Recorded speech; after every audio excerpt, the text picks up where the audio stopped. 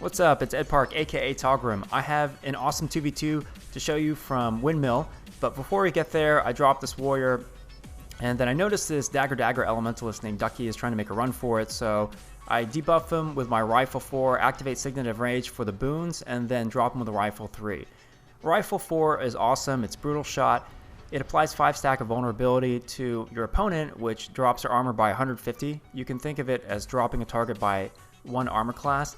Ducky comes back after he reses, and he bombs me here in this opening sequence for about 7,000 damage, so I immediately activate Mending. It's a really good healing ability on a 20-second cooldown, and then I try to knock him back using my Stomp ability, and he counters with his lead skill. It's a tornado, and every time he gets near me, the tornado will knock me back and apply damage, and then a Greatsword Warrior shows up and 100 blades me in the face. So this is a 1 versus 2.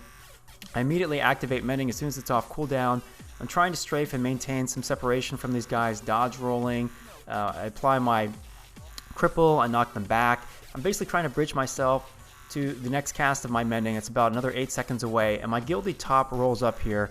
He's a support spec Guardian, so he gives me the protection buff as well as regeneration, and we managed to keep me up until I can bridge to my next cast of Mending, which I activate right there. This is pretty tough because I'm still taking focus fire from both these opponents. I get that 4700 Eviscerate crit right there. I switched over to my Axe and Warhorn combination. This is the mobility set because the Warhorn 4 and 5 will buff my movement and my ability to generate endurance, which allows me to dodge roll more. So I'm continuing to strafe non-stop. I'm making that Greatsword Warrior.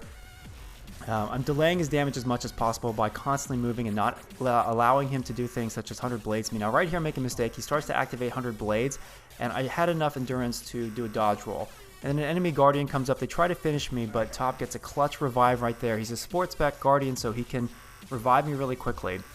And I stay on the Warrior, making the assumption that he's going to be an easier target to finish off compared to the Guardian. It turns out that's a good assumption. And I bomb the Warrior right there for 6,200 with a Rifle 3, knock back the Warrior. The knockback doesn't land on the Guardian because he blocks it, but we bury this Warrior in an HP deficit, and between Top and I were able to burn him down pretty quickly. I finish him off there with a Rifle 3.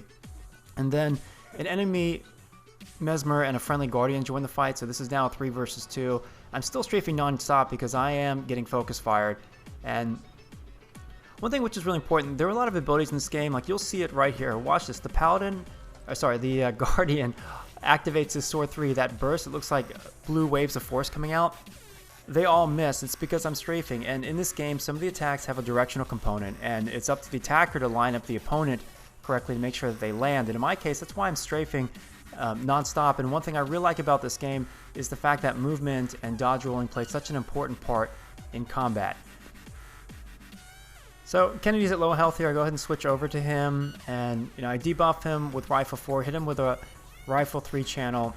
He's in a world of hurt. Right here I missed an opportunity. I should have Rifle 5'd him, which is the knockback, because we probably would have finished him off, but instead he managed to survive long enough to get his healing ability off. It's a small mistake, but against good opponents, that could be the difference between winning and losing.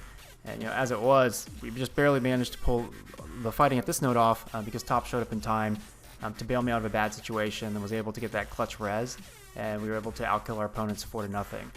So one change I've made to my specs since the previous video, I picked up the Sniper talent at 30 points in the arms tree.